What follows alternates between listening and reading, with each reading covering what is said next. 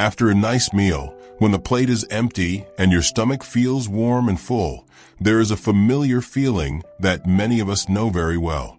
Your eyelids get heavy. Your body feels soft and tired. And there it is, just a few steps away, calling to you. The sofa. That deep, soft corner where you can sink in and not move for an hour. My wife has a phrase for this. She tells me I have sat myself dead on the couch. I used to argue with her.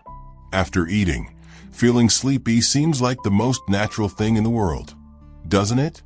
The body is busy digesting. Blood is rushing to the stomach to do the hard work. The brain gets a little less, so naturally, you want to rest. What harm could there be in just sitting and letting the body do its job? She never argued back. She would just say, try something tomorrow. Don't collapse into the sofa. Instead, get up and shuffle around gently for 10 minutes. Then tell me which one leaves you feeling better. I did not believe her at first, honestly. How could standing up and moving around possibly be more restful than sitting? But I tried it. One day after lunch, I put the chopsticks down. My stomach was warm and full, and that old familiar pull toward the sofa was strong. I forced myself to resist. I just stood by the dining table for a couple of minutes. I didn't do anything special. Just stood there, looking out the window. Then my wife came over and said, "Come on, let's take a little walk downstairs." So we walked down the stairs and took a slow, small loop around our neighborhood. It took maybe 7 or 8 minutes, no more. And here was the strange part. When we got back home, that heavy, stuffy afternoon drowsiness that usually hits me like a clock around 2 or 3, it just didn't come. My stomach didn't feel bloated. My head felt clearer. I sat down on the sofa to read the newspaper, and my energy was actually better than usual. This made me think for a long time. Why would sitting still, something we all think of as rest, leave the body feeling heavier and more sluggish? Over time, I started to understand something. As we get older, the body's engine works a little differently than it did when we were young. In our younger years, the digestion was strong. Food went down, and the stomach pushed things along quickly. Now things have slowed down. The digestive system works more gently, with less force. And when you sink into a deep, soft sofa right after eating, your body folds inward.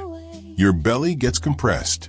An already slow-moving digestive system gets, well, another foot pressed on the brake. That feeling isn't comfortable rest. That feeling is your body being pinned down. That heavy sleepiness is not peaceful recovery. It is food sitting there, stuck, with everything feeling stagnant. Your whole body is saying one thing: I can't move things along. That is not real rest. It reminds me of the elders I used to watch when I was a child. After a meal, they never rushed to lie down or collapse into a chair. They would sit upright for a little while, maybe sip some warm water, and then slowly, without hurry, they would rise. They might go stand in the courtyard or just pace a few gentle steps around the room. As a child, I thought they were restless, unable to just relax. Now that I am their age, I suddenly understand. They were not being restless. They were letting the body find its rhythm again. Growing older asks us to slow down. But slow is not the same as stop. In our Eastern tradition, there is an old saying you might have heard. Take 100 steps after a meal, and you may live to 99. But listen closely to the spirit of that saying. It says walk, not run, not exercise, not go power walking until you break a sweat. It is talking about a slow, gentle stroll. And that 100 steps is not a precise number to count out. It just means a short stretch of movement, done without hurry, with light feet and easy breathing. It is the pace of a leisurely digestive walk. There is also a hidden order in that old wisdom. It does not tell you to throw down your chopsticks, jump up, and charge out the door. The real, gentle way is this. First, sit peacefully for a short while. Let the food settle. Let the body's initial heavy work begin undisturbed. Then you rise. I looked into this a little, and the order makes sense. Right after a meal, the stomach is expanded, and blood flow is truly concentrated there to begin the work of digestion. If you suddenly jump up and do something active, the body has to redirect that blood, and the digestive process gets interrupted. So the elder's habit of sitting quietly for a moment first is wise. But this quiet sitting is brief. 3 to 5 minutes is enough. Once that initial wave passes, it is time to get up. Why?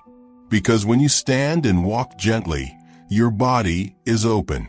The torso is extended. Your belly is not compressed. Your breath can flow deeper. That light, rhythmic movement gently encourages the natural wave-like motions of your digestive system.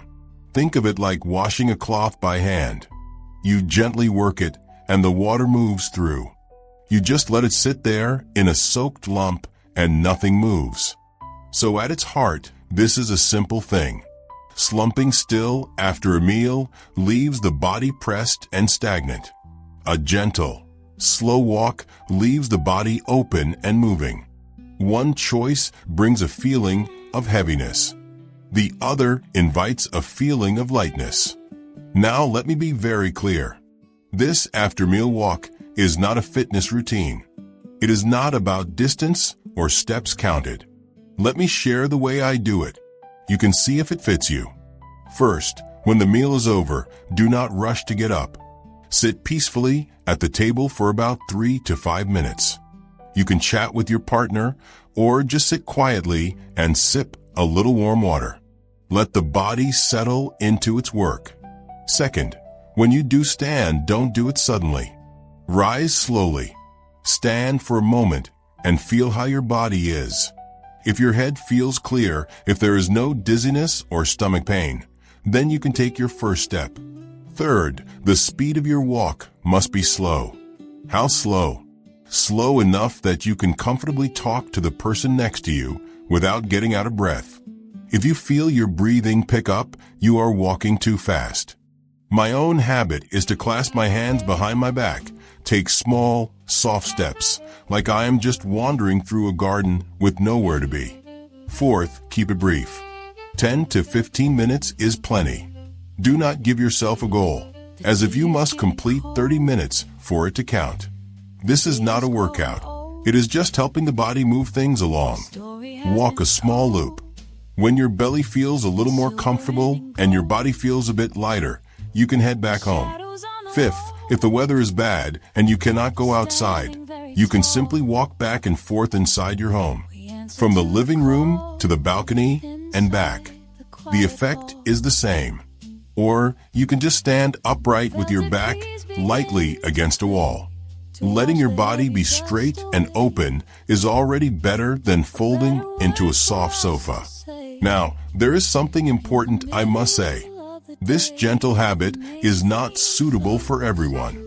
If you often feel dizzy when you stand up, or if your doctor has told you that you have something called postural hypotension, then you must rise extra slowly and always have something sturdy to hold on to. If you have a more serious condition like a significant gastric prolapse, or if your doctor has specifically advised you not to walk after meals, then you must listen to your doctor's words over mine. And if you have heart conditions or unstable angina, please speak with your healthcare professional before trying any new after-meal routine. This is not just polite talk. It is the simple truth.